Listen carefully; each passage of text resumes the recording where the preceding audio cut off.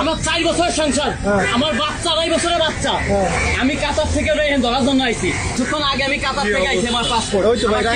কাতার থেকে এসেছে এক প্রবাসী। এসেই দেখেন তার স্ত্রী অন্য একজনের সাথে বিয়ে করে দিদারসে ঘুরে বেড়াচ্ছে। স্বামীকে যে তালাক দিয়েছেন সে কথাও জানে না প্রবাসী স্বামী।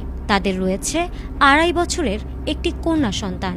সেই মেয়েকে ফেলে রেখেই নতুন করে বিয়ে করে ঘুরে বেড়াচ্ছেন তার স্ত্রী।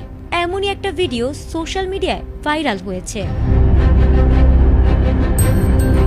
ভাইরাল হওয়া ভিডিওতে দেখা যায় ক্ষুব্ধ প্রবাসী স্বামী তার স্ত্রীর নতুন স্বামীকে বেধড়ক মারধর করছেন। এ সময় তিনি আর্তনাদ করে বলছিলেন, ভাই, আমি কাতার থেকে টিকিট কেটে শুধু ওদের হাতে নাতে ধরার জন্য এখানে এসেছি। এমনই কথা তিনি বারবার বলেই যাচ্ছিলেন। আমার বাচ্চা 2.5 বছরের বাচ্চা। আমি কাতার থেকে ধরার জন্য আইছি। আমার জীবন আমি জানি না, আমি এসে খুলনা। ঠিক তখনই ক্যামেরায় ধরা পড়ে এক মর্মান্তিক দৃশ্য। যে স্বামীর টাকায় এতকাল সংসার চলল, তাকে তোয়াক্কা না করে স্ত্রী তার নতুন স্বামীকে বাঁচাতে মরিয়া হয়ে ওঠেন। প্রবাসী স্বামীকে জড়িয়ে ধরে টেনে সরিয়ে নেওয়ার চেষ্টা করেন, যেন তার নতুন স্বামীকে আর মারধর না করা হয়। আর এমনই একটা ভিডিও ছড়িয়ে পড়ার পর নেটিজেনরা নানা রকম মন্তব্য করছেন।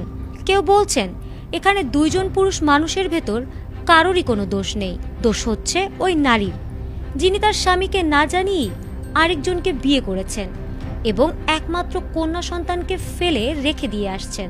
অবুঝ কন্যা সন্তানকে ফেলে মায়ের এমন আচরণে সামাজিক মাধ্যমে নিন্দার ঝড় উঠেছে। আমার মেয়েটা কাইন্দে মরে যাচ্ছে, 2.5 বছরের মেয়ে। আমি জানি তো আজকে বিকেলে না আসবে। তবে এই ভিডিওটি যেখান থেকে ধারণ করা হয়েছে বলা হচ্ছে খুলনার তেরোখাদা এলাকা। তেরোখাদা এলাকার এই ঘটনাটি এখন ইন্টারনেটে টক অব দ্য কান্ট্রিতে পরিণত হয়েছে এবং এই ভিডিওটি দেখে ইতোমধ্যে অসংখ্য নেটিজেনরা তাদের বিভিন্ন মন্তব্য শেয়ার করেছেন। ফারহানা হক, ATN বাংলা।